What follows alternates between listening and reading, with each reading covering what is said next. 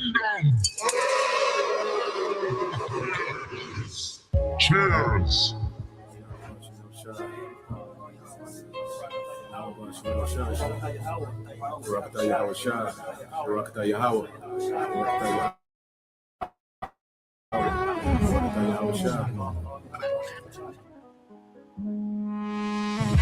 A toast to the king.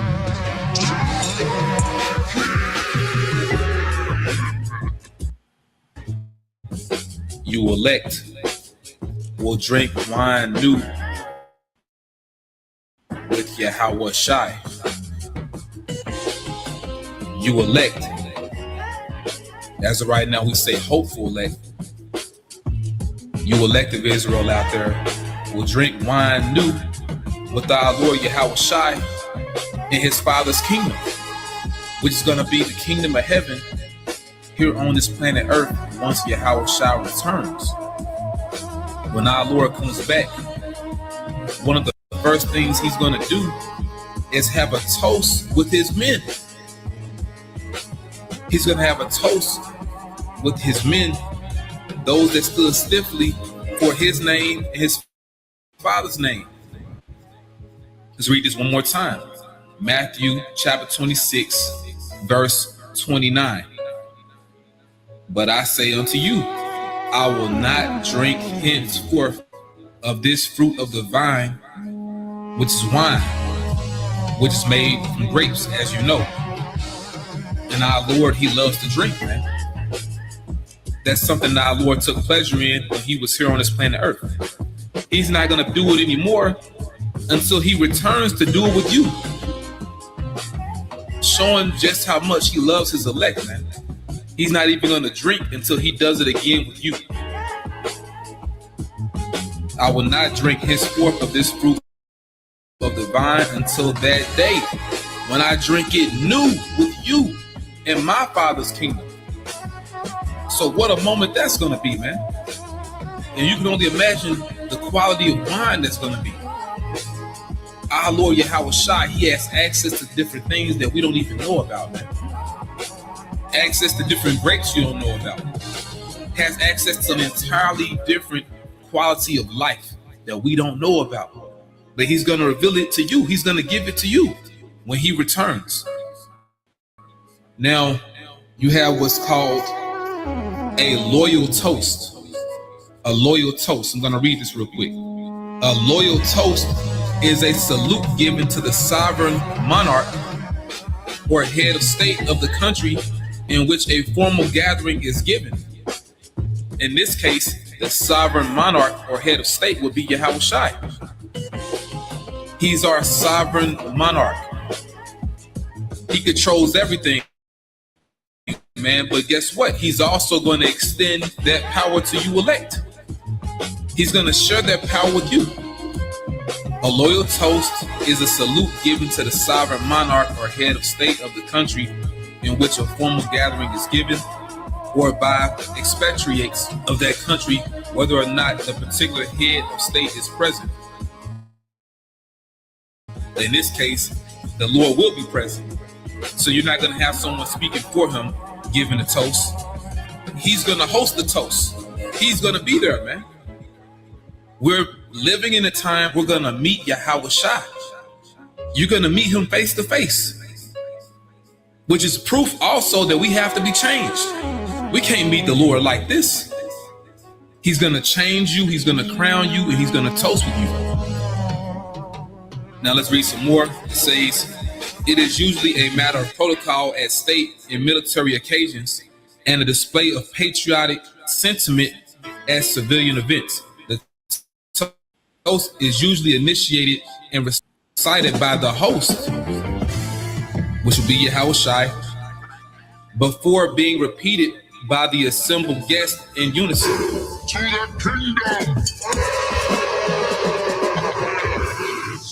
Cheers. Sometimes when Akim are among each other, we'll do little small toasts. Brothers may be like La Yashirala, holding up cups. But imagine the Lord himself hosting it, man. And we join in. And I was reading something else, and pretty much they said in order to have what they call a loyal toast, you would use wine. That's the beverage of choice. And once again, our Lord, he's coming back, and we're going to see him with all that power, man. But he's going to extend that power to you. Now, reading on a monarch, it says a monarch is a head of state for life or until abdication, in this case for life. And therefore, the head of state of a monarch may exercise the highest authority and power in the state. Or others may wield that power on behalf of the monarch. And that will be you joint heirs.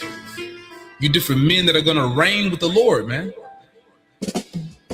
Usually a monarch either personally inherits the lawful right to exercise the state's sovereign rights, often referred to as the throne or the crown, or is selected by an established process from a family or cohort eligible to provide the nation's monarch.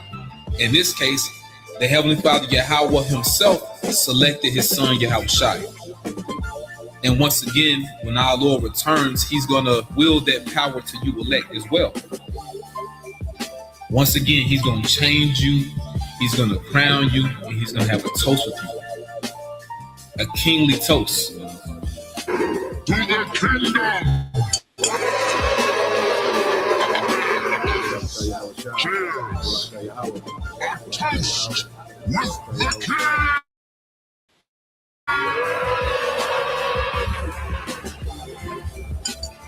Raise your glasses, my friends. A toast with the king! A toast with the king! Raise your goblets, everyone. A toast to a prosperous future! To the king! To our glorious future!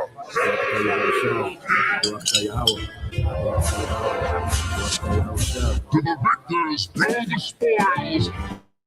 Raise your glasses! Cheers! Raise your chalices! Golden ale of the kingdom! A toast to the king!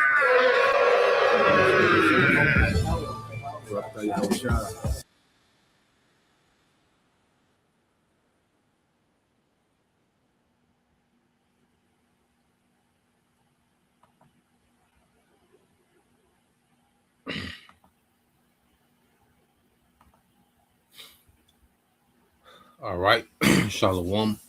First and foremost, I would like to give all praise and glory unto Yahweh Bahashem, Yahweh Shah Bahashem, Rakakadash, and double honors unto the apostles and the elders of GMS who rule well, teach well, being great examples to our younger brothers, and peace and blessings and salutation to the hopeful elect out there pushing his word and truth and in sincerity across the four winds in the name of Yahweh Bahashem Al Shah.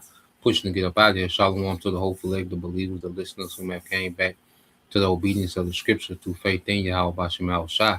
All right, once again, another morning news and prophecy, and this lesson is inspired by the book of Isaiah 47:1, all right, about Babylon coming to sit in the dust, okay, and what we're seeing on the global stage, is America having to sit in the dust. There's no more throne for thee.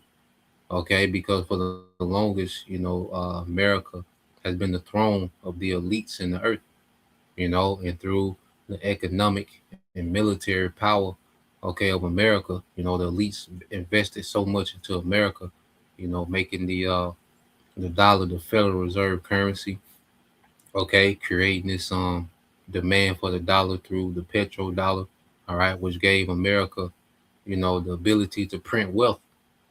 Okay, and through that ability, they've been able to weaponize, the dollar, because if you don't have, if a country doesn't have,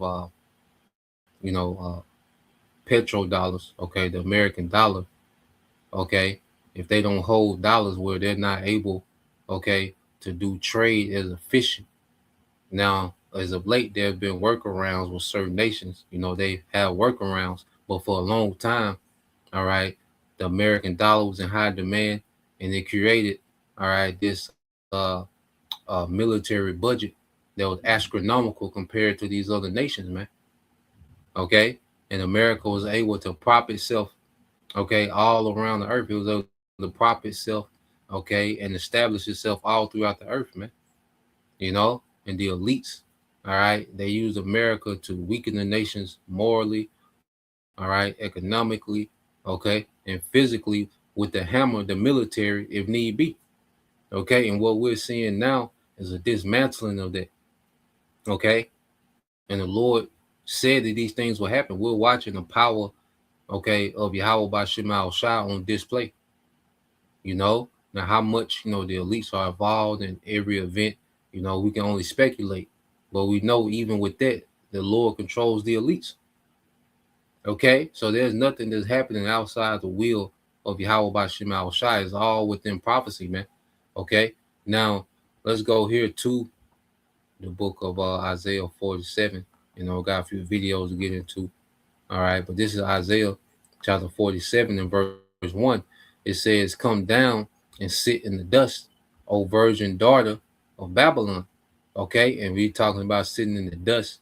That's confusion and also in a low estate. Because America has enjoyed, been the whore that rided the beast.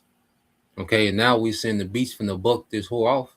Okay, and burn the ass with fire, man. As this war escalates, we know other prophecies have to happen, and these prophecies are going to happen while the war is going on. You see, the war is conventional right now. You see, and the war can stay conventional for a long time, or for a long duration, which means it can be months and months.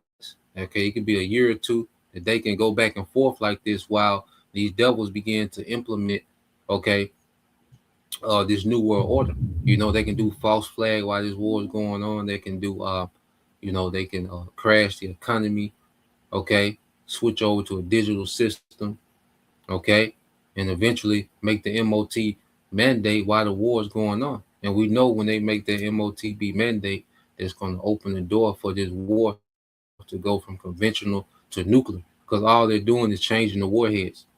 Okay, they're going to use these same hypersonic projectiles that they're using now in this conventional war, okay, but they're going to load them, all right, with nuclear warheads, okay, after the MOTB is made mandatory, man.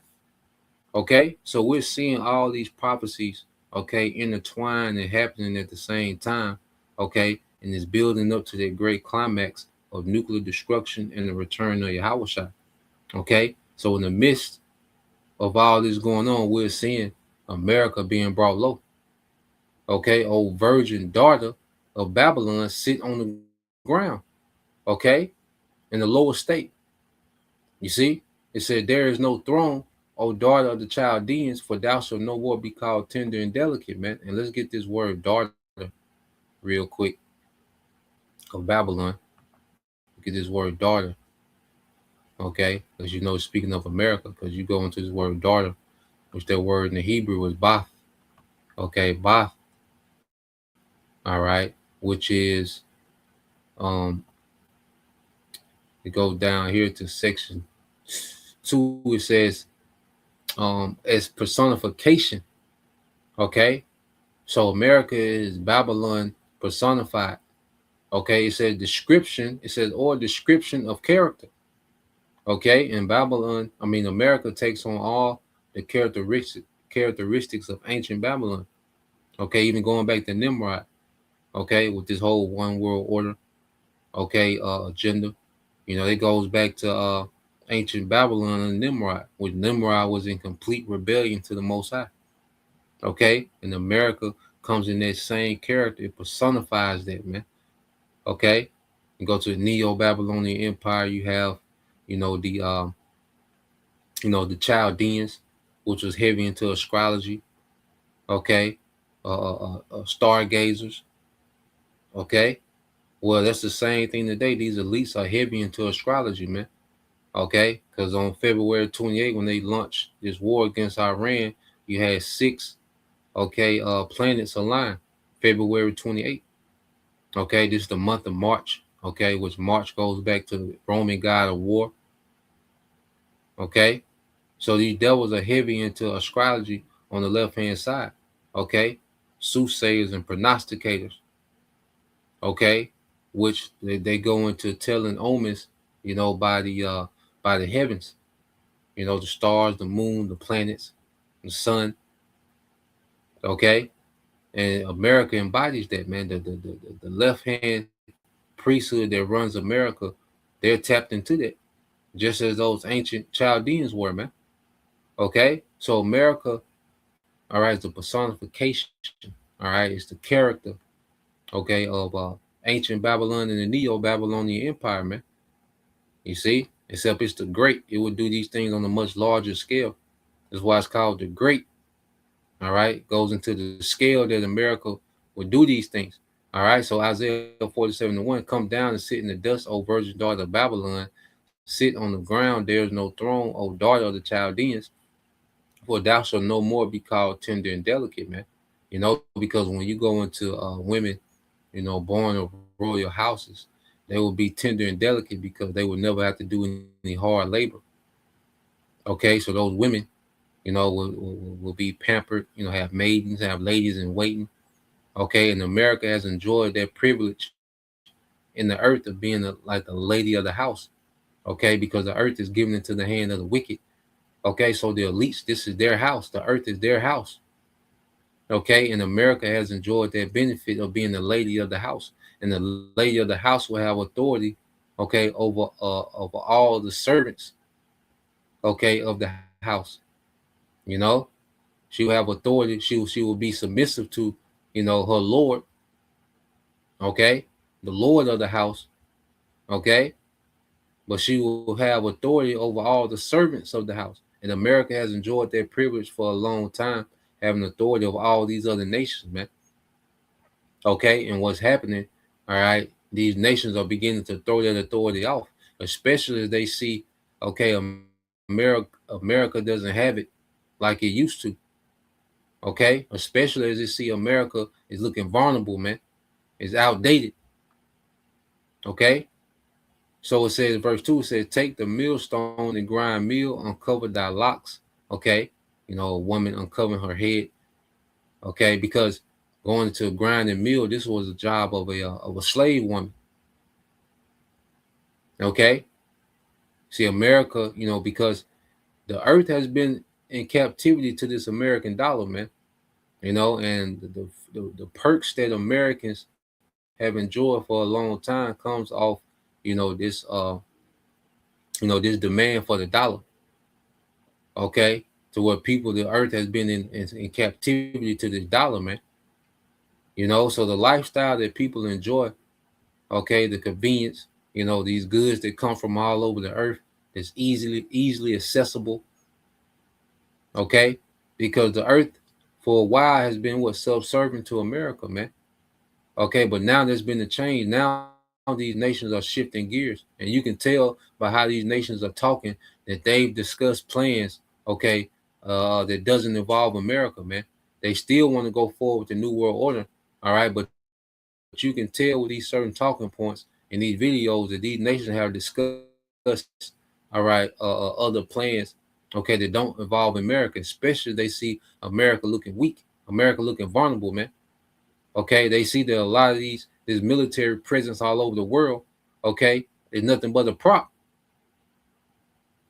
Okay, America has been able to ride off, this great military reputation. Okay, so it got to the point to where wherever American military personnel was at, okay, it was a major respect for that. There was a major respect for military presence throughout the world, but now their respect has been shattered in under a month. And that's the will of the Lord. Okay? So it says, take the millstones and grind meal, uncover thy locks, make bare the leg, uncover the thigh, pass over the rivers. Okay? So America is being demoted on the global stage, man, from being the lady of the house to being likened to a slave girl, man. All right, this whore is being demoted to a slave girl, and the American people are going to feel it. Okay, you're going to feel that shock. All right, of American empire not being respected in the world. Okay, that's going to have a major effect on the economy and eventually going to crash it off. Okay, because when the American economy collapsed, the world economy collapsed. Okay, because the collapse of the dollar is going to drag every currency, all right, in the grave with it, man. Okay, and that's what the elites think they're going to spring this new world order, okay, and ride off into the sunset. Nah, man. Okay, because him making this, I say when this devil makes this MOTB mandatory, okay, then he goes into a whole nother. He opens a whole nother door. Okay, he opened one door with the Third World War. Okay, he make the MOTB mandatory. He's going to open up a whole nother door. Okay, but this devil is already at the point, okay, of no return. All right, so let's go here because I want to get this first video. Let's get this first video. So this is these NATO and EU nations. You know, they've been saying they're not going to help. Okay, the whore America. But just listen to these talking points, you can tell. And if a brother can post it in Obadiah, all right, 1 and 7, we'll get straight to the point. But let's 4. Let's go 4. Yeah, let's go Obadiah verses 4 through 7. You know, read into it. But let's play this. All right.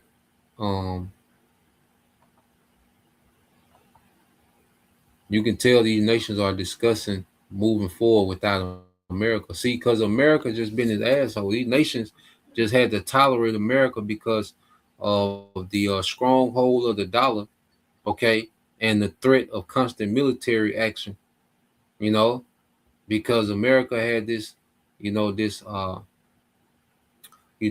this persona, as if they were just untouchable, man. That there was nothing can be done against America's military. It was just this untouchable force in the earth. Okay? And it still has the ability to do a lot of damage. Okay? But it can be damaged. And that's what these nations are seeing.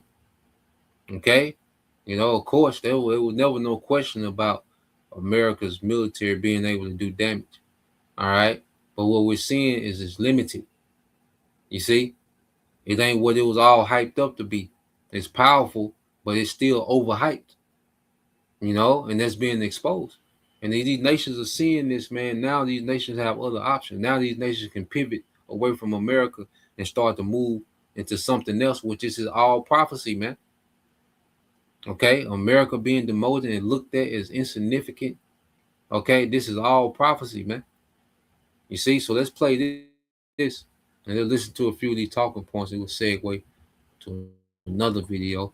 Let's play this. Furious world leaders are freezing Donald Trump and the United States out of critical alliances that are forming transnationally. So over the past 24 hours, there was a major Canadian Nordic summit that took place in Oslo, Norway. You had Prime Minister Carney. Then you also had the prime ministers of Norway, Denmark, and Finland, Iceland, and Sweden. And they all were complimenting Carney for standing up against Donald Trump and his despicable regime. Maple Midas, elbows up, how Canada has united the entire world against the Trump regime, or I should say the entire free world, with Carney taking the lead. I want to show you, as Mette Frederiksen, the Prime Minister of Denmark, what she had to say as she talked about how Carney's been such a powerful voice standing up for Denmark and its territory, Greenland, against Donald Trump's threats and attacks. Watch the Prime Minister of Denmark, Mette Frederiksen, for yourself right here. Let's play this clip. And I have to say to you that you have a lot of supporters in all countries.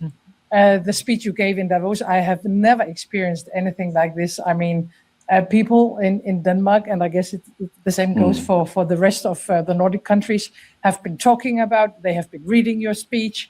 And I don't think I have ever heard so many reflections on a speech from a colleague as I have heard about your speech in Davos. And it is because you show leadership. You were talking about how democracies can work together and that we have to connect even closer in this world where the old world order is gone and it will probably not come back. So we have to. And you see that? Look at the language. The old world is gone. Okay? So these nations are on board, and these are the 10 horns. Denmark, all right, Iceland. You go into these nations, these are 10 horn nations. Okay, now Canada is not of the 10 horns. It's a part of the UN and NATO, but it's not a part of the 10 horns. All right, but you have several of these 10 horn nations. Okay, speaking about a new world, and see, the old world was. And when these nations speak of an old world, they're also talking about an old world dominated by America. Okay. They all have reached a point like, nah, America, okay, they're reaching the point like America can't come with us, man. Okay. This is what's going with these other nations, man. All right. And she said that old world. So they're down with this new world order, but you can tell, all right, that they've been discussing, okay, getting America, all right, off the board, man. Okay, and that's their role in prophecy, because these EU nations, these 10 horn nations, they can't do nothing conventionally as far as war. The only thing that they can do is what the scriptures say, is burn this whore with fire. All these 10 horn nations that have nuclear capability, the only thing that they can do to be relevant is to nuke America, man. That's their only relevance, okay, as far as war, because they can't project, all right, power. The UK, Trump calling these niggas to come. The niggas ain't got nothing. The 1 to 2, their militaries are small, all right. Their budgets are nowhere near the American budget, okay. So they don't have, all right, just this massive, okay, navy and these massive, stockpiles of weapons. They don't have that, okay, like America, man. Okay. So the only thing that makes sense for them is to take America off the board eventually, man. Okay. And we're going to show you also how these nations helped America in all these other wars, but now they're falling back because prophecy, okay? Because prophecy is in the driver's seat, man. So let's play this. To build something new, and it has to be a world order that is built on the values that we represent, the leaders standing in front of you today. I am very grateful, I have to say this, for all the help we have received in the Kingdom of Denmark, Greenland and Denmark. We have had a totally unacceptable pressure from US and the US president. It has been very difficult for the people in Greenland to experience this. And one of the reasons why we have been able to stand firmly on very common values, that you have to respect sovereign states, that you have to respect a people's right for self-determination, is because of our good friends in the Nordic countries, in Europe, but also with partners outside, especially you, Mark. So from the bottom of my heart, thank you for that. Now we have to continue our work. We are deepening our cooperation in the Arctic region. It is important. We are deepening our cooperation also militarily in our own region, not only the Arctic, but also more locally in the northern part of Europe. It's going I think, in the right direction. But with everything going on now, with the war going on in Ukraine, US unfortunately lifting up sanctions on Russia, a war in Middle East, countries like ours have to stand together. We have to stick together and we have to work together. And that is what we have committed ourselves to do once again. So thank you, Jonas, for convening this meeting today. Next, I will share with you the Prime Minister of Norway, Jonas Gahr Støre. Here he is right here talking about how, you know what, when it comes to Donald Trump's unlawful war against Iran, we didn't start this thing. This isn't our war. You see all of us standing here. This isn't our war. Obviously, we're impacted by it, but Donald Trump's realizing how things can quickly spiral out of control. Here, let's play the Prime Minister of Norway. Here, play this clip. I think we are not part of this war. We did not initiate it. but we are all affected by it. So I think there's a clear call here that the international law must be respected, and it should be the responsibility of the concerned parties to find ways of ending the hostilities that now have great impact around the world. We are concerned to see that there is still an escalation. There are still worries about how the world economy will be affected by the energy situation around the Gulf. For our part, we will use any channel we have, any opportunity we have to urge the parties to find a way that will not escalate this war. I think that's what we can say. It is not our war. It seems to us that the plan for how it will develop is pretty unclear. And that's the danger with initiating wars, that they rarely follow a script. Yeah, so they're telling this nigga, look, this not our war. All right. And then they're seeing America like, nigga, y'all ain't got no plan. Okay. And what he said, wars don't follow scripts. Okay. Well, they follow the scriptures. You see, this is where prophecy, understanding prophecy is crucial and vital and valuable, man. Okay. Because we know how this thing is going to turn out. We know the alliances that are going to be made. Okay. From the small hats. All right. Tossing America into this war, man. We know the alliances that's going to come out of this in the end game. Okay. And it all goes to Yahweh Shai. And that's something they for sure not tapped into. Okay. But they're just playing their role in prophecy, and they're constantly distancing themselves, all right, from America and the small hats, man. Because America and the small hats are being isolated for judgment, man. Okay. So let's go here to this next video. I'm going to get these precepts. Okay. What you see in America and these small hats on the global stage, because the world looking like, man, y'all niggas, because the EU is being affected way more, all right, economically than America, man. Okay. For a war that that they didn't have counsel on. Okay. It was just, all right, the small hats in America, okay, doing their own thing. So now they just out there, man. Okay. And it's not going how they wanted it to go. So let's go here. Let's get this video, then we get these. Let's get a couple of these precepts. So let's go here to the book of Obadiah. I think the brother got it. All right, yep. This is Warriors. Okay, Yahushua 144, Obadiah 1 and 4. It said, though thou exalt thyself as the eagle, and though thou set thy nest among the stars, thence will I bring thee down, said the Lord. Okay, so we're seeing the Lord beginning this process of bringing, okay, this American empire to the ground. The devil, he was able to build himself up to where he has weaponry in the space, in the heavens. His main, all right, his strength, or his military, his main strength, okay, is what? The Air Force. Okay. He's able to destroy nations from above. He's been able to destroy and pummel nations from above. Okay. So he's like this eagle. An eagle's a proud, apex predator, man. And that's been the nature of America. Okay. And then this devil has weaponry even in the heavens, man. So this devil has been exalted. The Lord has exalted this man in the earth, and he's filled with pride. Okay. And they know what happens with pride, destruction, man. Because he's gone way too far. He's overstretched. Because one thing pride does, it gives you a false sense of reality. Okay? Because like I say, America is a powerful military. Okay? But with pride, it gives you a false sense of reality to where you're blind to your limitations. No matter how mighty you are, you're limited. Okay, this devil is limited, man, and that's what the world is seeing. Like, this nigga limited as hell.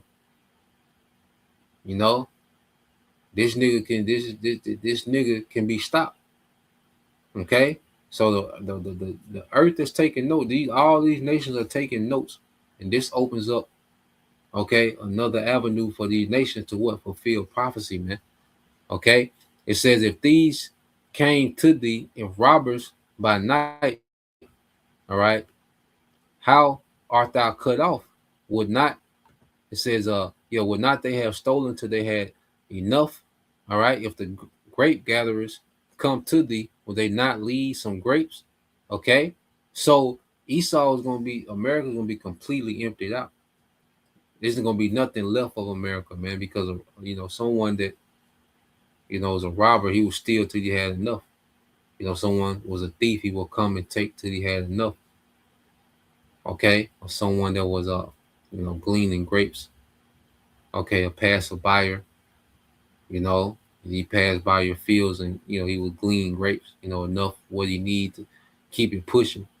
Okay. But when the Lord judges America, man, he going to clear this bitch out. He going to empty this bitch out, man. Okay. With nothing. Okay. But the desert. And it says, and this is the build up to that. Everything we're seeing is a build up to that. It says, how are the things of Esau searched out? How are his hidden things sought up, man? And it starts with the prophets, the spirit of the Lord that's on the prophets, man. Okay, to really put this devil out there, man. Okay, to really identify, okay, who are the Edomites? Okay, who is Babylon? What's Babylon? See, all these things are being identified and put out there, man. Okay, now the true narrative according to the scriptures is out there. Okay, his destruction, his third world war, the MOTB, everything that this devil is up to is out there now. Okay, and that's why these nations are looking at the small hats in America like, wait a minute, because even certain these nations, they like, even with the small hats, they see like with this greater Israel project, they will have to take pieces of different nations in their region. So even their agenda is like these niggas, because the more we get closer to the new world order, the more these nations are starting to look like, wait a minute, this is goddamn, this the biggest scam ever. Like I say, they're with it, but then they're peeping it because it's being exposed. Okay, because you have to understand, these devils, they deal treacherously amongst one another. They have these agreements and they agree in particular things. Okay, but there's no integrity, man. This is Esau. Everybody's shaking hands with a knife behind their back, man. Okay, so we're finna see a lot of crosses, double crosses, triple crosses. Okay, so a lot of treachery is going to lead to just a full-blown global war. All right, with all these different nations directly involved, man. Okay, and eventually it's going to go nuclear after the mandate of the MOTB. Okay, so everything is being exposed and put out there via the prophets, man. The prophets are the foundation of the exposure. You have these, these alternative media and alternative news, okay, and they go into particular things, certain insiders, and even that's a tool for the prophets, okay, because they're lacking when it comes to prophecy. They're lacking when it comes to the spiritual aspect of what's going on, okay. There's certain information that they don't have, that they're not privy to. There's certain information that they got that we're not privy to, okay, and we use that information to confirm the word of the Lord. Okay, to show the word of the Lord is at work. So these nations beginning to take a step back, okay, and not look at America with the respect they got this contempt for America, man. Okay, all this contempt that we see for America, well, this is biblical, man. Okay, and it says, all the men of thy confederacy have brought thee even to the border.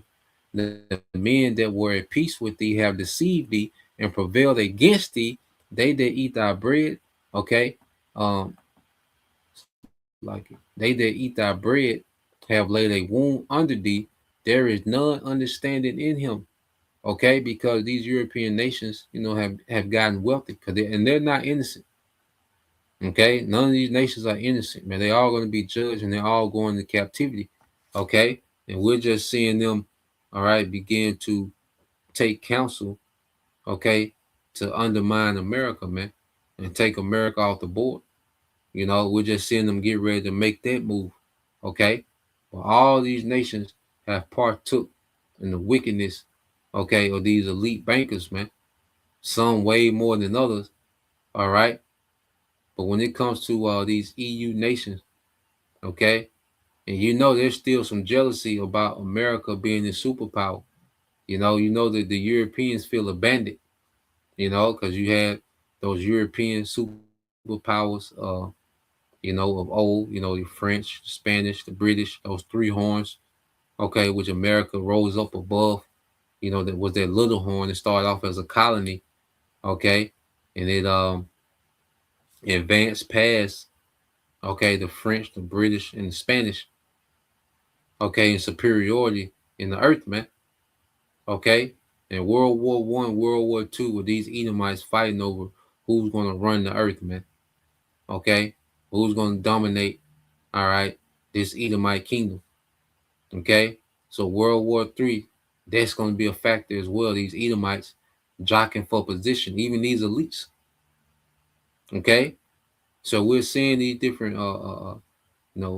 fractions, okay. All these different old alliances, the UN, the EU, and all these things beginning to fraction, okay. And America and these small hats is being isolated, man, okay. So let's play this video here. Okay, this is the next one I got. Just to show you how far America is beginning to slip as far as their respect, man. The stage has been set for a dramatic geopolitical showdown, but the script is not playing out the way the man in the Mar-a-Lago briefing room had hoped. In a stunning display of diplomatic defiance, America's closest allies have delivered a collective and resounding no to Donald Trump's desperate plea for warships in the Strait of Hormuz. We are witnessing a historic realignment as European powers, along with key Asian partners, are publicly distancing themselves from what they see as an illegal and unwinnable war of choice against Iran. U.S. allies are reacting with caution or just flat out refusing a request from Donald Trump to help secure oil shipments through the Strait of Hormuz. U.S. President Donald Trump on Monday publicly pressured foreign leaders, expressing frustration. None has been enthusiastic about helping to escort oil tankers through the Strait of Hormuz. The allies reject Trump's call for sending warships into the Strait of Hormuz. The Trump administration, having unilaterally escalated tensions to a boiling point, now finds itself isolated, begging for help from nations it has spent years alienating. The strait, through which a fifth of the world's oil flows, remains firmly in Iran's grip, and the global economy is seizing up as a result. But instead of a coalition of the willing marching behind the American flag, we are seeing a coalition of the unwilling, running in the opposite direction, leaving Trump exposed and furious. The numbers are catastrophic for the average American. While the neocons in Washington cheerlead for endless war, the price at the pump has skyrocketed to a national average of $3.58 per gallon, the highest it has been under Trump's entire tenure. This isn't just an inconvenience, it is a tax on the working class. The consumer price index is bleeding red, with electricity costs up nearly 5% and groceries rising by 2.4%. And these figures don't even fully account for the shockwaves of the recent strikes. The American job market is tanking, with a loss of 92,000 jobs in February alone. Yet the administration's priority is bombing ancient civilizations and demanding that Europe clean up its mess. The frustration is palpable. People are struggling to fill their tanks and feed their families, all because a president with an ego the size of a skyscraper thinks he can bully the world into submission. Before we dive deep into the details of this mass allied mutiny, the military nightmare Iran is preparing for any ships stupid enough to enter those waters, and the secret back-channel negotiations where Europe is begging Iran for mercy, I need you to hit that like button and share this video. The corporate media won't tell you the truth about who is really winning this war. Drop a comment, even if it's just a dot, to tell the algorithm that you want real, honest journalism. And if you haven't already, subscribe and join this movement, because we are going where the mainstream fear to tread. Let's get into the specifics of this allied abandonment, and it is brutal. Germany, the economic powerhouse of Europe, has effectively told Trump to take his war and shove it. Defense Minister Boris Pistorius didn't just decline. He mocked the request with the precision of an intellectual dismantling a clown act. He pointed out the sheer absurdity of the demand, asking publicly, "What does Donald Trump expect a handful of European frigates to accomplish in the Strait of Hormuz that the powerful American Navy cannot achieve alone? That is the question, isn't it? If the United States Navy, with its 11 carrier strike groups and global reach, with a crew of 200 supposed to do, Pistorius was brutally honest, stating clearly, "It is not our war. We did not start it." Take a listen. So you had the German, the German politician, he's like, well, if America mighty, and you can tell he throwing shots. He said if the mighty American military can't open the Strait of Hormuz, what our little two ships gonna do? Okay, what is our two little frigate ships gonna do? Okay, because these nations know, like America, all right, when you go into it, America has this crazy military budget. So these nations like, nigga, all this money y'all spend on military, nigga, you can't deal with Iran. Okay, you can't keep the Strait of Hormuz open. You can't protect your bases. Okay, you can't protect the small hats. You can't, Tel Aviv. You can't protect, little old Tel Aviv. You see? So now these nations are looking like, man, America has sold the world a lie, man, because a lot of these alliances is based off, all right, America, all right, security. And for the longest, that promise of security has held because no one has tried America like this before. So there was an assumption that American security was impenetrable. Okay. If you had a American military base on your soil, okay, you was looked at as untouchable. You looked at it off limits. Okay, but Iran has dispelled that in under a month, in 2 weeks and some change, man. Okay, so let's jump past him because I think he gonna speak in German. Well, let's go here.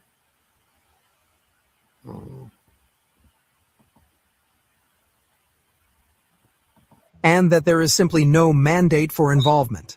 They are washing their hands of this mess, focusing on their own defense and recognizing that this was a reckless adventure launched without consultation. Then we have the response from the United Kingdom and Canada, a study in diplomatic evasion. Prime Minister Keir Starmer, after getting a phone call from Trump, carefully ruled out any NATO mission, saying the UK is working with allies to craft a viable plan. But reading between the lines, it's clear they are stalling. They want no part of a wider war. Across the Atlantic, Canada's new Prime Minister, Mark Carney, met with Starmer, and while they expressed concern about the conflict, the message was clear. Canada is not participating in this US-Israeli-led war. They are worried about the economic fallout and the disruption to shipping, but they are not willing to send a single ship to die for Trump's ego. France and Italy, meanwhile, are reportedly doing something far more interesting than preparing for war. They are negotiating with Iran directly. Planning to publish your book? You could reach 3 billion more readers. If you've written a book and you're thinking about... According to intelligence reports and analysis from outlets like the Hong Kong-based HK01, Paris and Rome are holding talks with Tehran to secure exceptions for their commercial vessels. They are asking Iran for permission to let their ships through, completely bypassing the United States. This is the ultimate humiliation. Allies treating Iran as the legitimate authority in the region while ignoring the American president. And the response from Asia is equally damning. Japan, under Prime Minister Sanae Takaichi, is heading to Washington, but its pacifist constitution is a perfect shield. It cannot and will not send warships to engage in an offensive war. South Korea is carefully reviewing the situation, which is diplomatic code for "we are hiding under the desk, hoping these blows over." Australia has flatly ruled out sending a Navy ship. Even Greece and Spain have publicly declared they will not join any military mission, with Spain's foreign minister stressing that Europe should be focused on ending the war, not expanding it. So, here we have Donald Trump, the master dealmaker, standing alone, hat in hand, rejected by the entire world. The question is, why is everyone running away? The reason the Allies are terrified of stepping foot in the Strait of Hormuz is because they have watched the last 17 days of combat and realized that Iran is not Iraq, and it is not Afghanistan.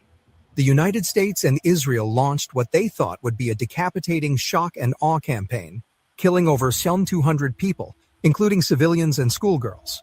But they failed. They failed to establish total air superiority.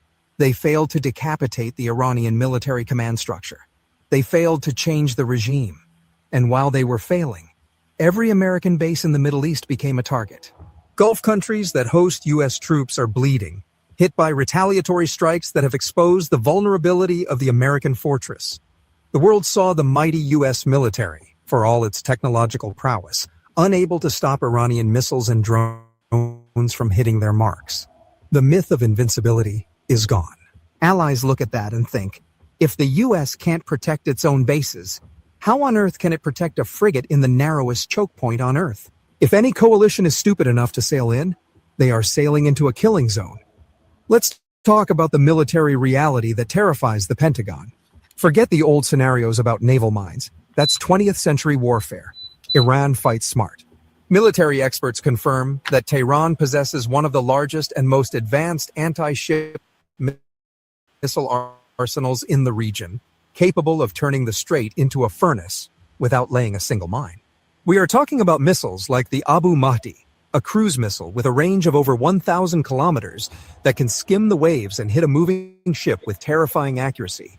Then there are ballistic missiles like the Zulfikar and Qayyam, adapted with naval seekers to plunge down onto the deck of a destroyer at hypersonic speeds, a threat that most naval air defense systems are not designed to counter. These systems are launched from mobile trucks or hidden deep inside mountains, making them virtually impossible to destroy in a preemptive strike. Imagine a U.S. destroyer trying to escort a tanker through the 30-kilometer-wide strait. It would be swarmed by a mix of long-range cruise missiles, high-speed ballistic missiles, and explosive-laden drones, all launched simultaneously from hidden bunkers. It would be a turkey shoot. Insurance companies would refuse to cover any ship trying to run that gauntlet, effectively closing the strait without a single shot being fired by the Iranian Navy. We saw this exact model work in the Red Sea, where the Yemeni army, using only drones and missiles, paralyzed Israeli-linked shipping for years without firing a torpedo. The stranglehold on the Strait of Hormuz is essentially a nuke dropped on the global economy, and the fallout is most devastating for the American consumer. As we mentioned, gas prices are soaring past records, but the pain goes deeper. The United States lost 92,000 jobs in February, and the economic uncertainty is freezing investment. The cost of this war is astronomical.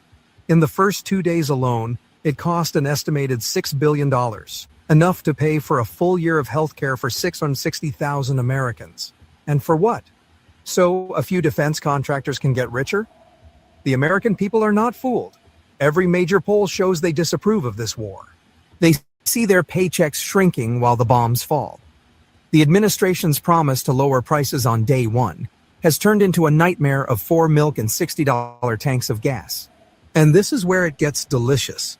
Iran, holding all the cards, reportedly laid down its terms. You want to trade? You want your ships to pass?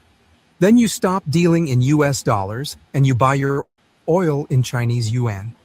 Think about the magnitude of that demand. Iran is using the blockade to force a de-dollarization of the global energy market. They are telling Europe that if they want to survive the winter, they need to sidestep the American financial system and embrace the currency of China, Iran's strategic partner. This is the ultimate revenge for decades of sanctions.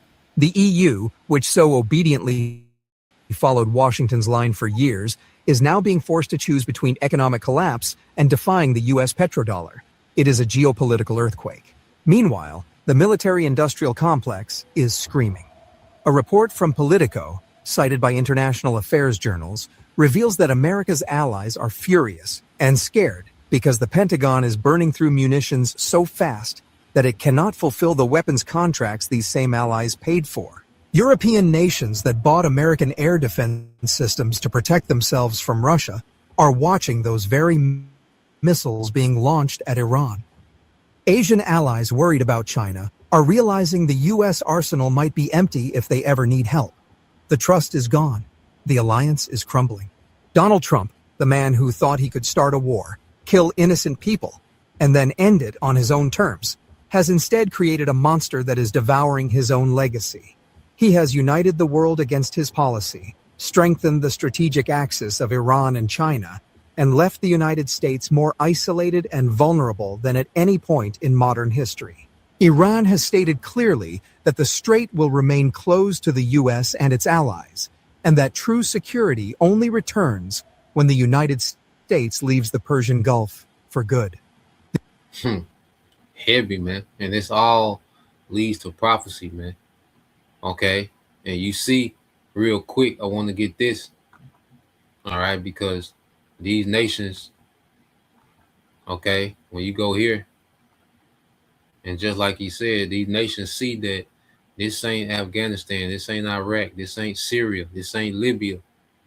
It's different. Now there's a price of war that these nations ain't used to paying. Okay? Now there's bodies. Now, okay, there's what you call casualties. Yeah, now there's actual casualties that are racking up. Okay? And these nations, Iran has put their, the Lord, as scripture say, that wild boar. The Lord got that wild boar putting on the display of force, of capabilities, and these nations, they're bagging up. And they're bagging away from America and the Lord God to where, okay, America is being centered out. Okay? If we bag away from America, we can dodge, okay, having to go head into this war. You see? So the Lord has this thing perfectly set up for the sake of prophecy, man. Okay? Because the worst move right now, the Lord's so swift, okay, because before February 28th, all right, it was very beneficial to be an ally to America. It was beneficial to be an ally. Okay, you will have protection, you will have, access to this global market. Okay, you can become wealthy off the American consumer market. You have access to the American consumer market. Okay, you had so-called security with this American presence, which we seen that was a fraud. Okay, but then after the 28th, okay, what the Lord used Iran to do was make it, all right, a liability to be, okay, a ally to America, man. Okay, now let's go to this real quick because showing you these coward Edomites. Okay, because when America, all right, was pummeling, like I say, Desert Storm. Okay, that's the wrong one.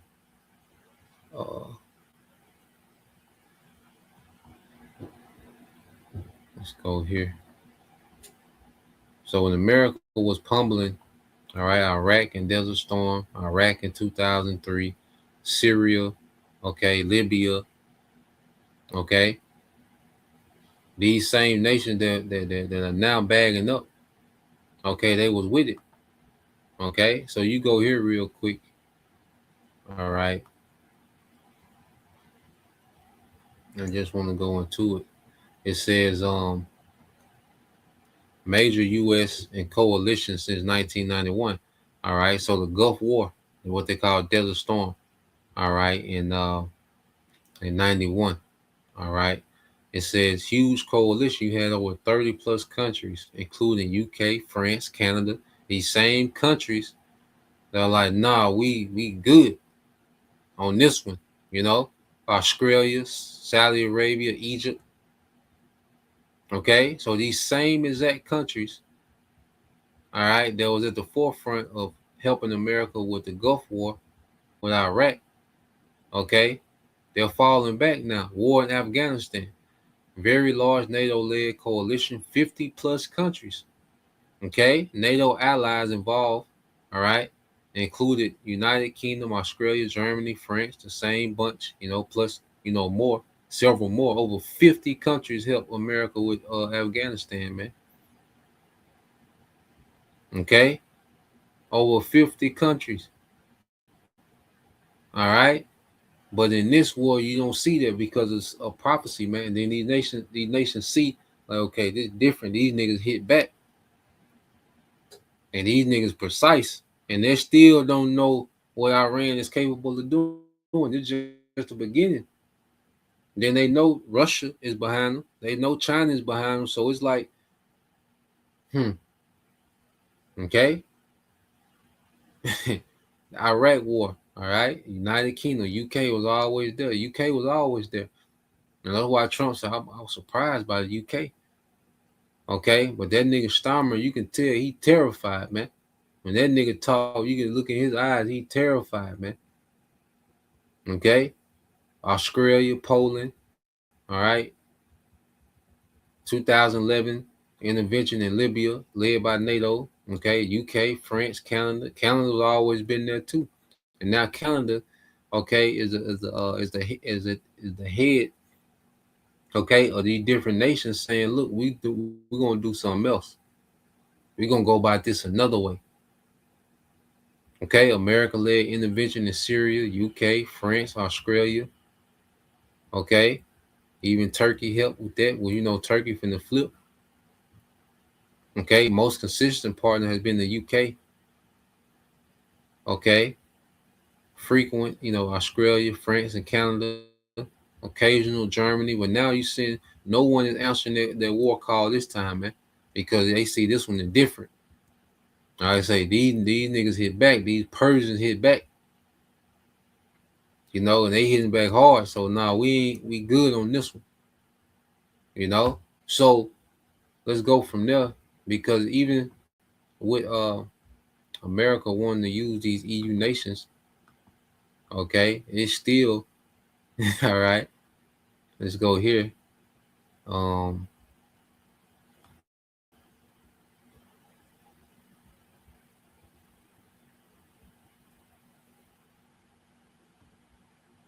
Let's play this real quick.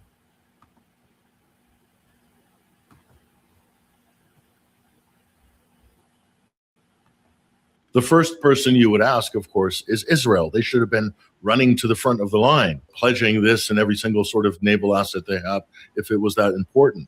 But they don't want to because they know that Israel and the U.S. together will paint such a amazing target for the Iranians. It would be so irresistible, and they will take losses. They wanted to use the European countries as shields, as diplomatic shields to try to diffuse some of the pressure and the problems created by this unilateral.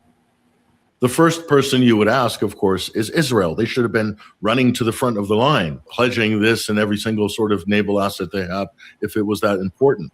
But they don't want to because they know that Israel and the U.S. together will paint such a amazing target for the Iranians. It would be so irresistible, and they will take losses. They wanted to use the European countries as shields, as diplomatic shields to try to diffuse some of the pressure and the problems created by this unilateral war of choice by the U.S. and Israel. That's the only reason that he would want to drag the Europeans in, to sort of spread out and diffuse the pressure and drag them into the quagmire to take pressure off him. And additional international pressure, force more pressure on Iran.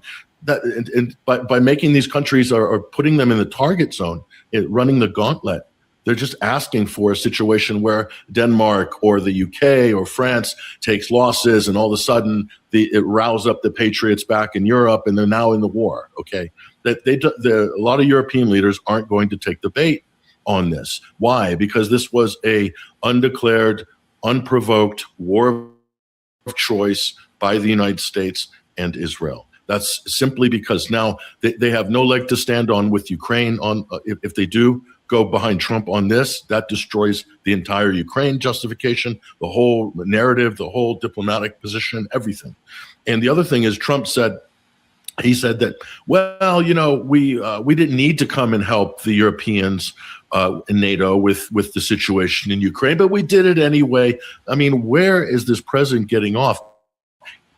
He in his first term plowed lethal weapons into Ukraine. His first term sandbagged, helped to drag the feet on the Minsk Accords, the implementation of UN Resolution 2202.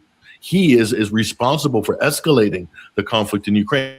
And his predecessor, Obama, launched the coup that started the civil war that brought us to the point in Ukraine to begin with. So the United States isn't just like some casual bystander with regards to the Ukraine conflict. So it's either Trump's inability to understand his own country's geopolitical position and accountability that goes with that, or he's just really out to lunch, and everything that we're saying right here goes right over his head. Yeah, because we're going back, like I said, this whole Ukraine war, Trump, all right, in America.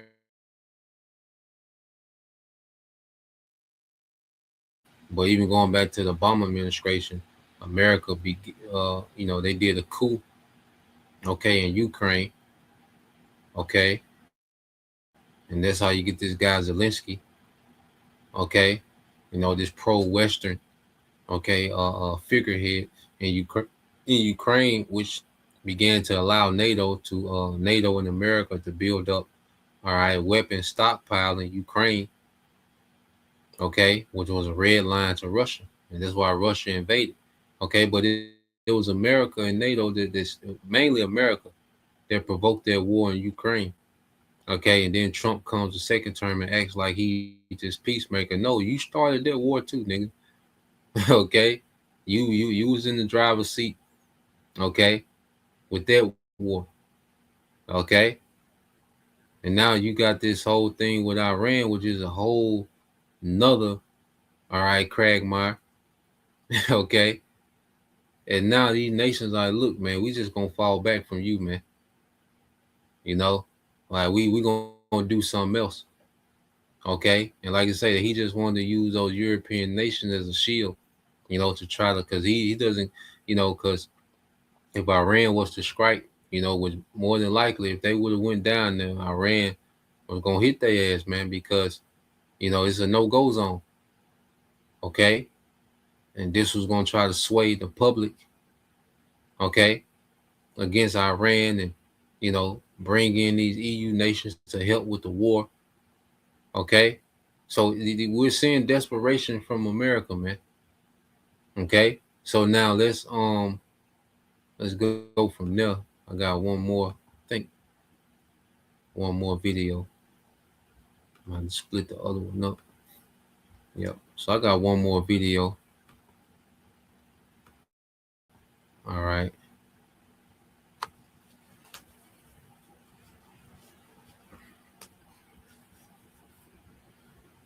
I think it's one more. Might play the other one. We'll see. Let's go here to what's a quick one here. Let's play this. All right. So the small has had a spy that was high up in the IRGC, all right, the Islamic Republic Guard Corps. Okay. So the small has had a spy, and that spy has been snuffed out. They're going to talk about it. All right, and this makes sense. And I'm gonna let them speak on it, then we'll discuss, the things that they were speaking on. All right, let's play this. Ismail Khani, the head of the IRGC, as an Iranian asset, as an Israeli asset. I saw the reports. So you think they're true? I think it's true. But again, we're assuming that the information that's been put out. He was always like, where's Waldo or Forrest Gump? He's always at these critical meetings and historic events, and then disappeared just before the killing started. Tying him to the murder of Hassan Nasrallah, that he was supposed to be at that meeting in Lebanon, tying him to the attack that almost decapitated the Iranian leadership last June 13th. And then he was supposed to be at this meeting on February 28th. And I guess he was there and then excused himself 8 to 15 minutes before the bomb hit. Wow. And I think that was the final straw for the counterintelligence folks. And they grabbed him up and concluded he was an Israeli asset and executed him. So, and it makes sense why they was pushing for regime change, because if they had somebody on the inside that was that high up, within the IRGC, all right, Iran's military, okay, if they had somebody that high up, okay, that was an Israeli spy, okay, that had been flipped, okay, that makes sense why they thought they had a good chance at regime change, because they had somebody higher up, that they thought they could cause chaos with, with the bombing campaign, and he would begin to, draw out the military unto himself, okay, and then the West would back him, all right, and put him in power, okay, and he would have, the favor of certain, military personnel, so this guy, a lot of these meetings that the Small has been able to destroy, to do airstrikes on these certain meetings. Well, he's been at all of them so far, but he will always dismiss himself. So now, this last one in February 28th, okay, because there's only so much AI can do. You need humans on the inside. You need people on the inside to really have good intel. Okay, there's only so much AI can do. Okay, so with this guy here, the one they just caught, they snuffed out and executed. That's a big blow to the Small Hats intelligence with having someone on the inside. Okay, so yeah, it's not going good. Okay, because a lot of Mossad and CIA got caught, in these riots that happened in January. At the beginning of the year, these riots that happened in Iran. So a lot of Mossad and CIA, okay, agents got caught up in that, executed, okay. So all these gimmicks and these schemes of the Small Hats in America is all running to an end, okay, and prophecy is in full effect. So let's play a little bit more of this. I think from the West, from the standpoint of Washington and Tel Aviv, they had assumed that with Khani in this position, they take out that top leadership, they can work with Khani to get the IRGC to come over to support an uprising, oust the Islamic Republic. Well, that didn't happen. So you're saying he might have been one of the people that Trump had in mind to lead a regime change operation. And when Trump said he's no longer there, it's not that he was killed with the strikes. Potentially, he was arrested by the IRGC and executed, Correct. as you're saying, as the report said. Correct. Okay. Now, what the West didn't also count on is the effect that this surprise attack on February 28th would have on the youth, on the 20-year-old and 30-year-olds in the country. Because remember, they have the last time Iran was attacked like this was in 1980, September of 1980 by Saddam Hussein. So, let's say you were born on September 1st, 1980, you'd now be 46 years of age. You would have no real memory of it. You were 8 years old when that 8 or 9 years old when that war ended. So, I don't remember much about being 8 or 9, glimpsing memory, but nothing political, nothing about world events. So these people right now between the ages of 18 and 46, they are very energized. And people, I spoke the other day to a young Iranian who has his own podcast still. And I would put him in the category of those who were sort of, not supportive of the Islamic Republic in December of 2025. Now he is an ardent supporter. So the U.S. miscalculated in that regard. Then what we're learning is Donald Trump ignored the intelligence community's warnings, as well as military. We've had several reports now over the course of the last 15 days. One, that General Dan Kane, the chairman of the Joint Chiefs of Staff, had advised strongly against doing this. that there were too many unknowns and too many potential pitfalls. Then we got a week ago Monday, the leak out of the Washington Post that the National Intelligence Council, which sits under the control of Tulsi Gabbard at the Office of Director of National Intelligence, that they had warned there's not the chance of regime change in Iran is very low. And I suspect they didn't realize or know at the time the penetration that Mossad had. That's the kind of thing operationally they wouldn't share with the analysts. And then over this weekend, Wall Street Journal's out with an article saying Trump had been warned that Iran would shut down the Strait of Hormuz, but he just ignored the warning. So right now you're seeing this Washington intelligence establishment distancing itself from President Trump and basically saying this is his fault. Trump, for his part, continues to make the most outlandish statements, such as, "Oh, we've destroyed." So just divisions everywhere, man. Division everywhere, especially when things don't go as planned and when things go horrible. Okay, and now everybody's just putting it all on Trump. But see, Trump couldn't deny prophecy, man. Hey, Trump is here for a reason, man. Okay, which let's say he's the perfect puppet for the elites. Okay, to go forth with their new world order agenda. So this had to happen. The least of the flock had to draw America into this war. Okay, so no amount of intelligence or military advice was going to stop this from happening, man. Okay, the devils, they was forced to go with their move. Okay, now time is not on their side. Now they have to hurry up and fulfill these other things, man. Okay, so it worked out perfect, for for the hopeful elect. Aparatazar, we have that number. This works greatly in our favor, man. That these things are happening like they're happening. 100% of Iran's military capabilities. Therefore, we need China and France and Germany and the British to help us open the Strait of Hormuz. Well, wait a second.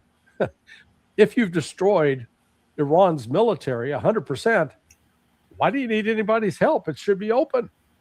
There shouldn't be any shooting back. But, the fact of the matter is, despite estimated Iran's ballistic missile capability, the West has not. And in fact, I continue to argue, based upon videos of the underground missile cities in Iran, that Iran has more ballistic missiles than the West has calculated. And that comes at a time that the West, the two key weapon systems to defeat ballistic missiles out of Iran, the THAAD and the Patriot missile, they have been effectively depleted. They're out. There's no more to be had. They can. You mean that almost? You mean? Yeah, man. So it's just bad news, man. All right, bad news for the West, bad news for America, bad news for Edomites. Okay, bad news for the elites, bad news for the common man. All right, the civilians finna get bad all the way around. Okay, so let's I guess I'll play this one too. Hey, you just tap in. Sometimes a marathon. Okay. So you got, because it's beautiful just to go into all this bad news. If a brother can put that in Sirach 25:7, Baba Gashah. Sirach 25:7. This is the brother GMS Bum Malak. All right. Proverbs 21:1. The king's heart is in the hand of the Lord. As the rivers of water, he turneth it whithersoever he will. And the Lord is showing us that he is. Okay. There's nothing these nations can do. All right. That can stop prophecy from being fulfilled. Okay, the Lord caused these events to happen and thrust these nations into prophecy, to fulfilling prophecy, man. Okay, and it began with the small hats, the least of the flock, drawing them out. Okay, they threw America. All right, the small hats, they threw America at Iran. Okay, Iran retaliated and kept retaliating. Now we're in a whole nother different situation. Okay, now the planet Earth, the nations of the earth, okay, are are pivoting away from America, man. Okay, because America has to be isolated for prophecy fulfilled to all these nations to destroy this place, man. You know, and it's a beautiful thing just to see, you know, Esau, Edom, and the elites, you know, they still trying to control in the background, trying to manipulate, man. Well, they're losing it, man. Okay, they're beginning to lose control. They're not going to be able to manage this war. Okay, it's gonna get away from them, man. All right, and it's gonna lead to the end of the empire Edom. Okay, GMS Bum Malak. This is Ecclesiasticus 25:7. There be 9 things which I have judged in my heart to be happy, and the 10th I will utter with my tongue. A man that have joy in his children, and he that liveth to see the fall of his enemy. Okay, he that liveth to see the fall of his enemy, man. And we're seeing the fall of our enemy, man. What a beautiful thing. Okay, everything that this devil attempts to do from here on out, it works against him. It's not in his favor. Okay, everything that we see the devil attempt to do. Now, you have here domestically, okay, if a brother want to push that, how, you know, the soldiers of Babylon have forborne to fight.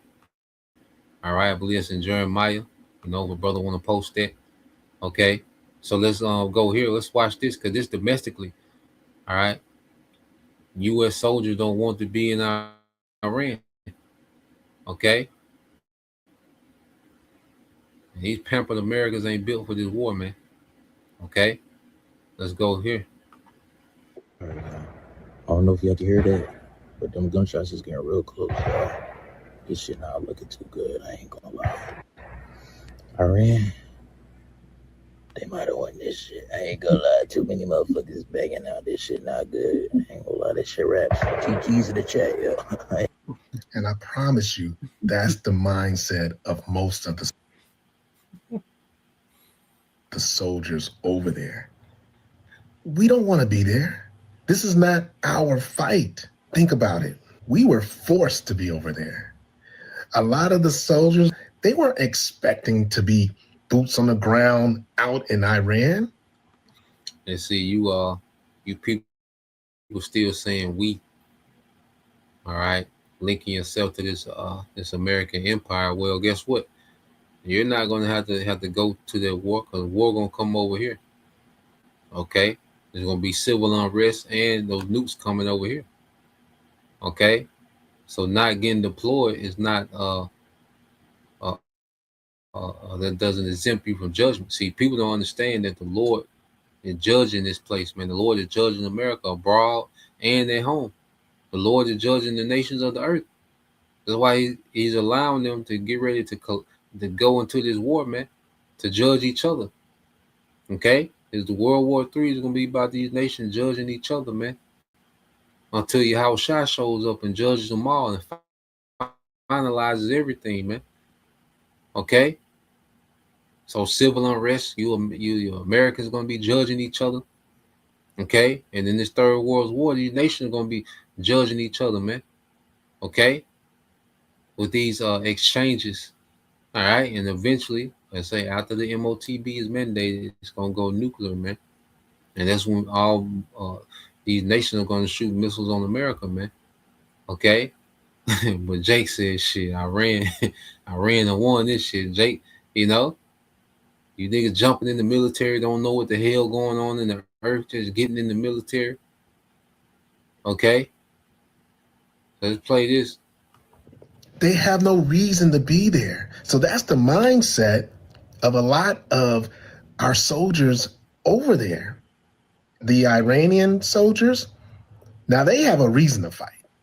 They have seen what the United States have done to them.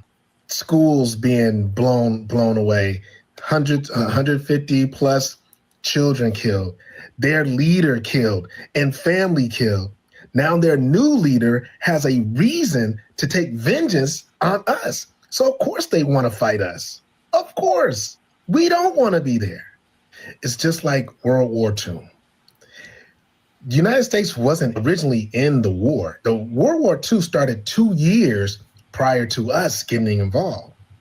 The only reason we got involved is because Japan bombed Pearl Harbor. When that happened, the next day we were out and we had a reason to fight. We have no reason to fight this time. Today, one of our members received a message offering a $30,000 bonus to come back in. So we need to get the message out to all those who are not yet deployed. Now is the time to resist. If you joined up for values of honor, courage, and commitment, if you joined up to defend your communities, now is the time to defend your communities by refusing this illegal and immoral war. So they're giving, 30,000 bonuses to veterans to come back. Okay.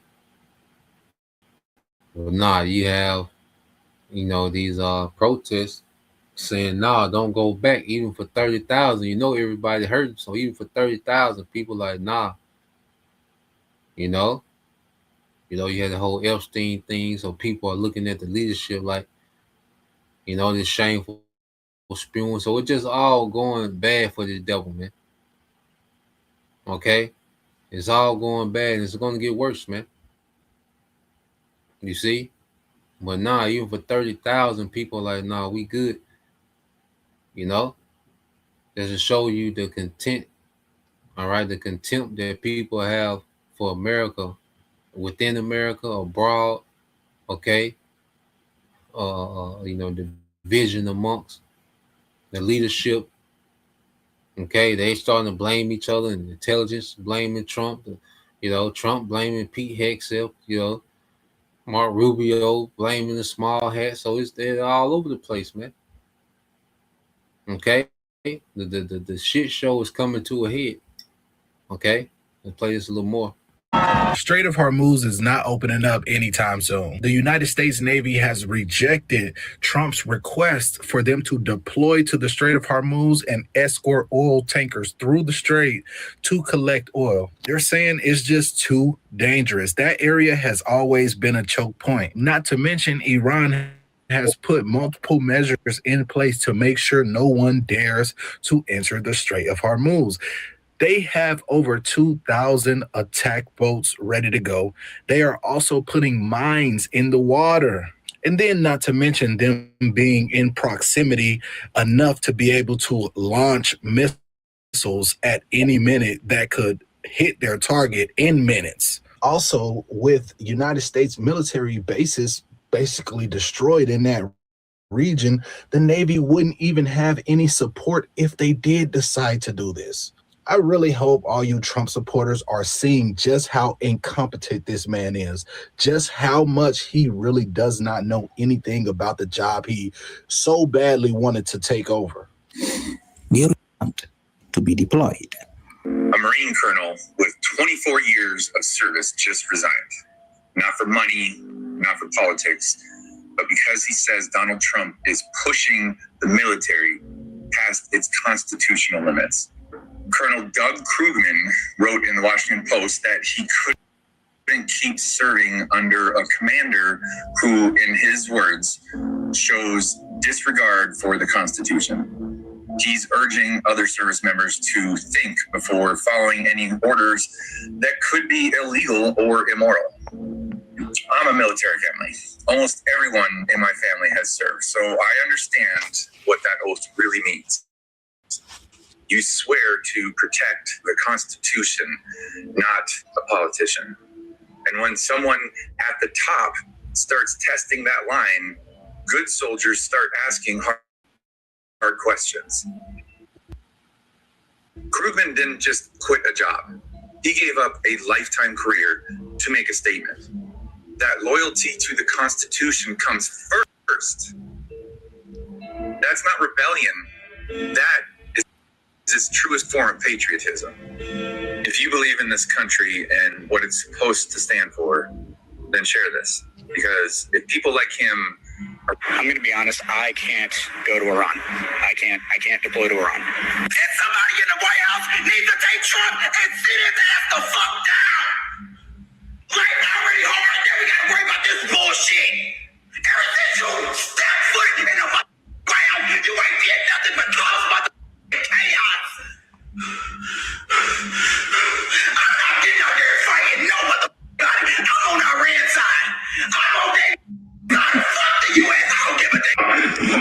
you are in the United States military, quit. This is not a popular action. You will come home not a hero, but a traitor to the American people. There is no pride or patriotism in serving a oligarchic empire, and there is no pride and patriotism in being pawned off to benefit billionaire oligarchs. And while it is never a moral choice to kill another people's children to feed your own, I understand that that is the situation many people in the military feel that they are. And while everyone's situation is different, there are organizations that can help you make the better choice of leaving that terrorist organization in a way that minimizes your legal obligation and legal risk. And this is also a message to military wives, military mothers, military brothers. If you have any influence on what your child, what your sister, what your spouse is doing, use it the most effective way possible. Because if you do not support the terrorist actions that they are being told to do, obviously right now in Iran and around the Middle East, you have a moral obligation to prevent it. And that doesn't mean standing on the sidelines, being less effective at being a terrorist. That doesn't mean complaining to the terrorist in charge. That means So we're at war with Iran right now, and it's pretty contained for the moment, emphasis on the moment, but that's probably going to change tonight as U.S. air assets get involved over the Iranian battle space. I just want to make a video for you to send to anyone you know who's a veteran or currently in the military who's really banging the war drums. The United States is the greatest threat to world peace, global stability, and is the most lawless nation on earth. I'm fourth generation Army. I grew up in the whole arsenal of democracy propaganda. I was in a special operations unit during Obama's Afghanistan surge while we were propping up pedophilic narco warlords in Kandahar and Helmand as part of a nation building exercise. What that means is the government takes all your tax money and gives it to private contractors to prop up a government that nobody wants. If you are in the military right now, just know that you are not serving your country. You are not fighting for freedom or democracy. You are fighting for about 1,000 odd child trafficking, parasitically wealthy billionaires who do not believe in countries or nation states in the same way that you do. They believe they are above that peasant stuff. You think little Marco Rubio is in charge. You think dumbass Pete Hegseth is actually in charge of the Department of War. The person who's running the Department of War is the private equity billionaire deputy director Steve Feinberg, who has never served in the military, but who was the head of DynCorp International, a private military contractor until 2020. You are fighting to make rich men who view you with utter contempt even richer. It's 2026, y'all. It's time to grow up. Every imperial war we fight is a war on the global working class, of which you are a part. These billionaire MFers don't believe in international boundaries when having class consciousness, so why do you? What's happening right now will further immiserate your material conditions, and you have more in common with your average Iranian than you ever will with the pedos you're fighting for. Again, you are not fighting for America or democracy. You're fighting for inhumanly rich child cannibals, essentially, who think you are cattle. So have fun with that. It's a difficult process to de-propagandize, but I have faith in you, and I believe you can do it. Yeah, man. So it just goes on. And I'll leave this in the comment as well. Put some more of these videos in the comment. Yeah, man. So you see the sentiment. Okay, and this is all prophecy, man. You see, this is all prophecy, man. And it's all coming out. Okay, you know, the American military is ran by, you know, the elites. Okay, you know, Rubio, these guys, they all answer to the elites. They go to war not based off what the generals say, but based off, all right, these elites, man, and their agendas. Okay, so let's let me see. But you just had this call, you know, to leave the military. You know, you have this call, you know, to not follow unconstitutional orders. Okay. So it's getting hard for America, man, to project power, man. And these people, the Americans, especially, they finna get ready to feel more economic strain. Okay. And it's gonna hit these owner operators, okay, that you know, they have these trucks that take the diesel, all right, with diesel is through the roof. You know, certain military leadership is retiring, okay, because of Trump. Let me see. Let's play this one real quick.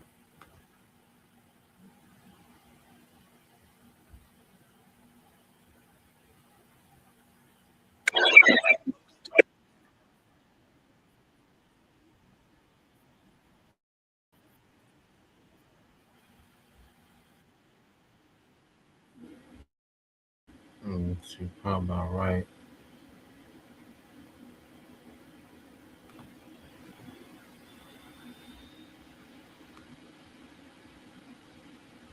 So let's play this one real quick. It's about 3 minutes. This guy channel got some decent videos as well. All right. And you see on the screen, you got this picture of these military men who said they all died for Netanyahu. The Small has constantly been, called out. Okay. Small has in America being isolated going into this war, man, because they gonna get the worst of it. All right, from all these other nations, the small hats in America gonna get the worst of this war, man.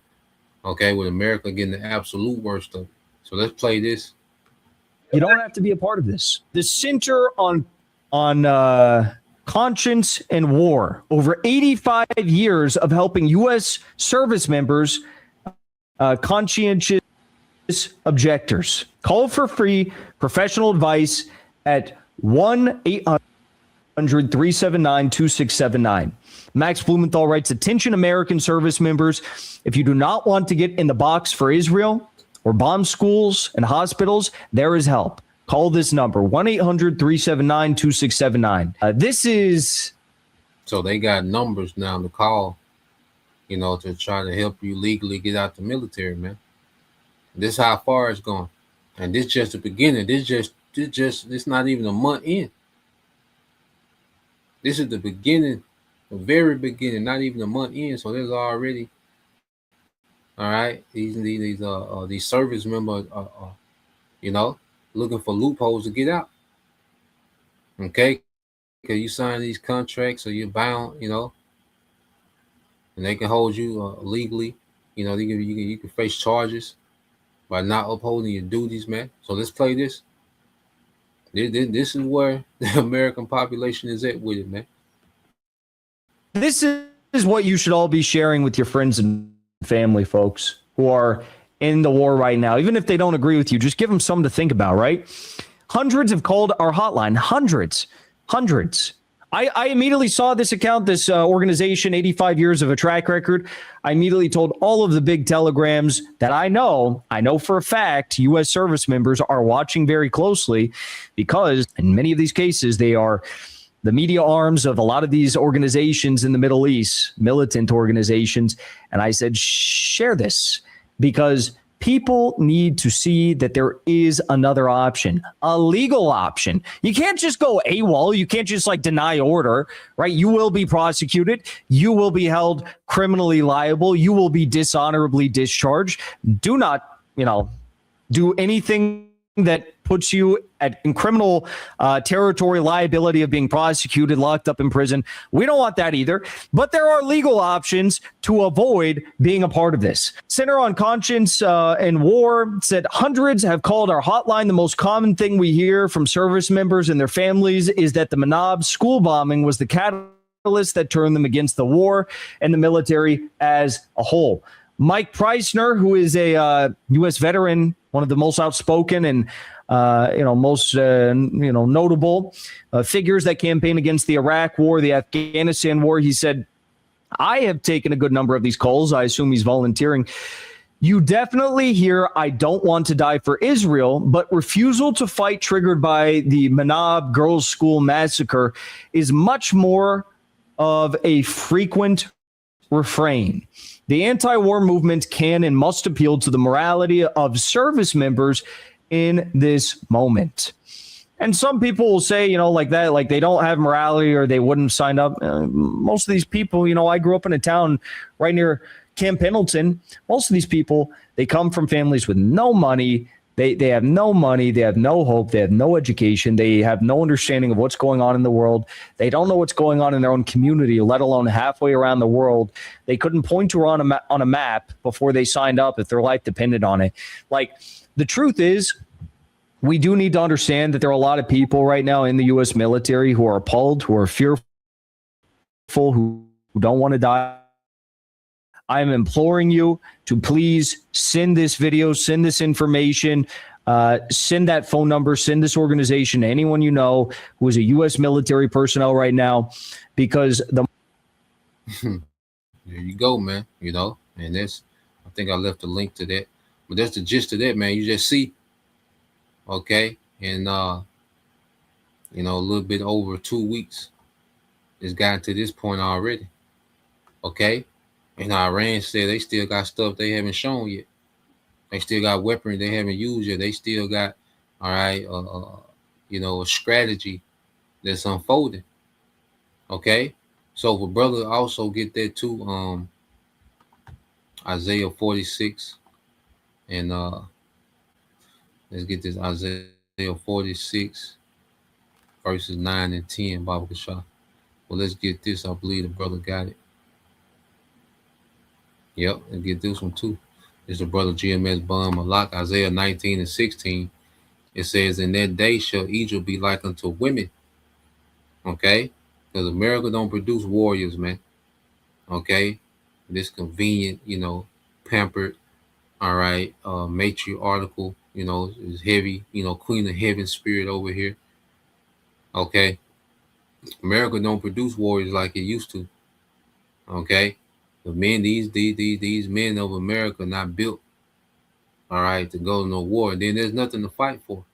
They've been complaining about, the government for the last, since the pandemic, open complaint about the government has been on the rise. But see, you people, you still going to be judged, man. So even if you get out of the military, okay, even if you get out of the military, what you going to do about the nukes coming here? Okay, what you going to do about the civil unrest that's going to come here? All right, because of the war. Okay, so this war is going to affect you whether you're on the front lines, okay, or whether you're in your neighborhood. The war, okay, it's going to be a world war. It's going to spill over. It's going to affect everything in the world. Okay, so it says, "And it shall be afraid and fear because of the shaking of the hand of the Lord of hosts, which he shaketh over." So the Lord is shaking his hand at America, man. Okay, he's shaking his hand at these Edomites. Okay, you proud Americans have been so proud because you same Americans. You wasn't saying this when y'all did what y'all did in Venezuela. See, now you fight somebody to hit back. Because that was wrong how y'all did Venezuela. Y'all went and kidnapped another nation's president and his wife. Okay, that was wrong. You wasn't talking about leaving the military then, but now that you see Iran hit back, and they hit back hard, now you somehow you got a conscience now. Okay, because all these wars you've been fighting has been for the international bankers. Okay, for these pedos, for these Satanists, every war that you participating in has been for wickedness. But now that you see these niggas hit back, I got a conscience now. Nah, yo, a lot of you still gonna be stuck in these contracts. Okay, a lot of people finna get drafted. Okay, more than likely, and then it's gonna be civil unrest and chaos here. So the Lord is shaking the hand at Egypt, man. America, man. This is the Lord's judgment, man. Okay, this is way bigger than what you people think, and this is why it's no escaping it, man. You see, let's go here to Jeremiah 51 and 30. It said, "The mighty men of Babylon have forborne to fight. They have remained in their holes. Their might have failed. They become as women. They have burned her dwelling places. Okay, her bars. Okay, which her protection is broken." Okay, so that fighting spirit ain't in America, man. You see, America has been used to dominate, man. Okay, these weaker nations, man. But now that the Lord is beginning to intervene, okay, and to break down, to begin to cut and sunder the hammer of the earth. Now you see that America is touchable, okay, and that wars go both ways, because America has been waging these one-way wars for a long time, and they forgot that this go both ways, okay. And now that they see, oh shit, the war go both ways, you know, now it's everybody got conscience now. Nah, it don't work like that, man. Okay, so let's go here. This is the brother of Mark Abal, Isaiah 46 verses 9 through 10. It says, remember the former things of old, for I am the Most High, and there is none else. I am the Most High, and there is none like me, declaring the end from the beginning, okay, and from ancient, and from ancient times, the things that are not yet done, saying, my counsel shall stand. I will do all my pleasure. Okay, so we're seeing the Lord do all his pleasure in the earth, man. And the Lord told us these things from the beginning. And now, all right, things that was written thousands of years ago are playing out real time in this time. You know, the Lord spoke of these things before the technology existed for these prophecies to be fulfilled, showing you that he is, man. Okay, so I'll leave it there. You know, Lord will, you brothers, all right, and you sisters edified once again, and give all praise and glory unto Yahweh, Bahashem, Yahweh Shah, Bahashem, Kakadash, and double honors unto the apostles and the elders, GMS, who rule well, teach well, being great examples to us younger brothers, and peace and blessed salutations to the hopeful elect. Shalom.